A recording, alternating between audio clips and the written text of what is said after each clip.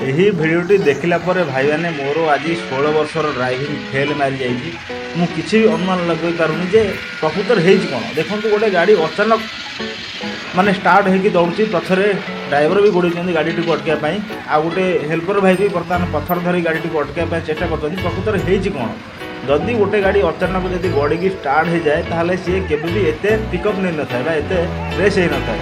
ପ୍ରକୃତରେ ଘଟଣାଟି କ'ଣ ହେଇଛି ଭାଇମାନେ ମୁଁ ବି କିଛି ବୁଝିପାରୁନି। ଗୋଟେ ଭାଇରାଲ ଭିଡ଼ିଓ ଅଟେ।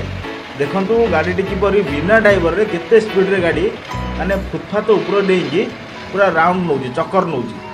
ଡ୍ରାଇଭର ବି ବହୁତ ଚେଷ୍ଟା କରୁଛନ୍ତି କିନ୍ତୁ ଗାଡ଼ିଟିକୁ ଅଟକାଇବା ପାଇଁ, ସେ ବି ଫେଲ୍ ମାରିଲେଣି। ବର୍ତ୍ତମାନ ଦେଖନ୍ତୁ ଗାଡ଼ିର ପିକଅପ୍ କେତେ। ମୋ ଜୀବନରେ ଭାଇମାନେ ଅନ୍ୟ ପ୍ରକାର ଦୁର୍ଘଟଣା ଦେଖିଛି କିନ୍ତୁ ଏପରି ଦୁର୍ଘଟଣା ବିରଳ ଅଟେ।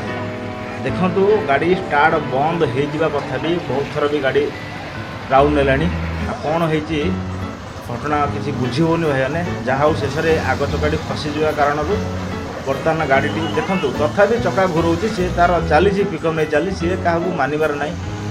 ଏବେ ବହୁତ କଷ୍ଟ କରିକି ବର୍ତ୍ତମାନ ଡ୍ରାଇଭର ଜଣକ ଗାଡ଼ିଟିକୁ ଅଟକେଇ ନାହାନ୍ତି ତ ଗାଡ଼ି ଅଟକି ଯାଇଛି।